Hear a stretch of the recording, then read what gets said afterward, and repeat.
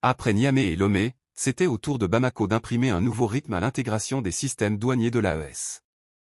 Pour ce faire, experts et DG des douanes auront mis à profit leurs conclaves respectifs dans la capitale malienne pour consolider les avancées engrangées et se projeter dans un proche futur.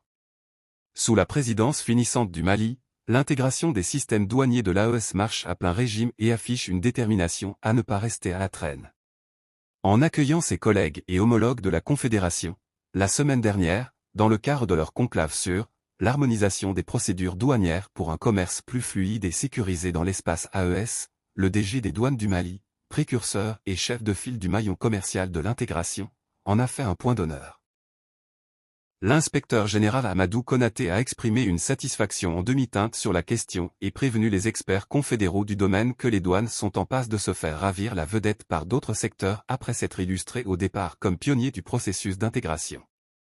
Ce faisant, le directeur général était porteur du même coup des précieuses attentes que les différentes autorités de l'AES reposent sur les échanges entre experts et DG des douanes de l'espace à Bamako. Au bout de 4 jours de labeur, leurs conclaves respectifs seront ainsi sanctionnés par une pléiade de recommandations passées au peigne fin par les gabelous des 3 pays, avant leur adoption par une signature solennelle à l'hôtel Radisson Blu où s'est conclu le marathon bamakois d'harmonisation des procédures douanières de l'espace sahélien. En lieu et place du ministre de l'Économie et des Finances présente à la cérémonie d'ouverture de la réunion des directeurs généraux, il est revenu à son directeur de cabinet de porter son message à la clôture de l'événement, vendredi après-midi. L'adresse aux participants souligne le travail abattu et l'accent sur les résultats obtenus dans la capitale malienne, dans le domaine de la libre circulation des marchandises au sein de la Confédération sahélienne ainsi que dans celui de l'harmonisation des textes juridiques y afférents.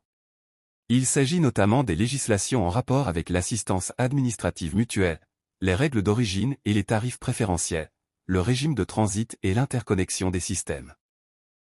Autant d'ingrédients constitutifs, entre autres, d'une union douanière dont les jalons avaient été posés par les précédents conclaves à Niamey et Lomé, avant leur validation à Bamako par des recommandations dont la primeur est réservée aux tutelles respectives des douanes, à l'issue du huis clos des directeurs généraux des 3 pays.